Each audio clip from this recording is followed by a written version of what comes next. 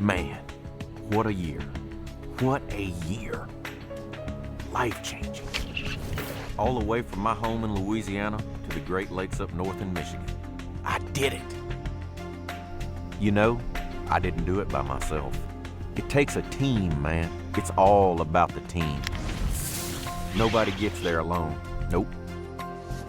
Man, thank you, Strike King.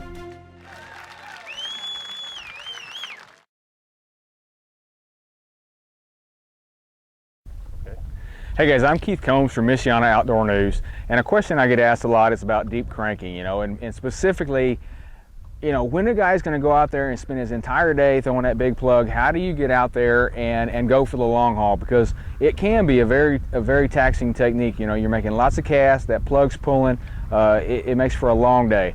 For me, it's all about matching, the equipment to the type of bait that I'm going to use. That's very important, and also the posture that I use when I'm holding a rod. That can make it a lot easier on you and make you concentrate on fishing a lot more. But a little breakdown of the equipment I use. Out here today, we're throwing a Strike King 10XD. So this is kind of one of the hardest pulling baits and one of the hardest casting baits. When you go back to make that big long cast, you're going to use a lot of energy. So this is one of the more difficult ones to throw. Since it's such a big bait, I want to use a rod that is big. This is a Power Tackle Keith Combs Signature Series 7-foot 10-inch rod. It's got a lot of flex throughout the rod. That's going to help it load on the back cast and make it very easy to throw without just having to try to knock it out of the park. On the reel, for me, I'm a high-speed reel guy. This is a Shimano Chronarch 200E7. It's a 7:3-to-1 gear ratio reel.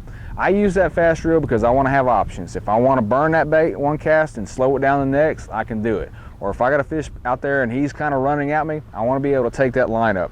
So just say, on the lake they want a fast retrieve. You've got to burn that plug to catch that fish. Well, that's going to be one of the most difficult things for you to do as far as wearing yourself out. But a little tip on how I do that is I always let the reel do the work. If you get you a good reel, it'll take care of a lot of that, it'll save you a lot of energy is what I should say.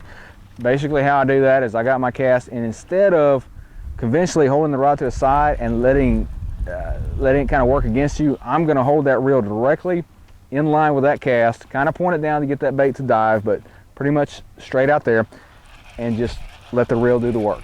Keep it in close to your body, and you'll be surprised on how much energy that saves you as opposed to keeping your wrist cocked like that.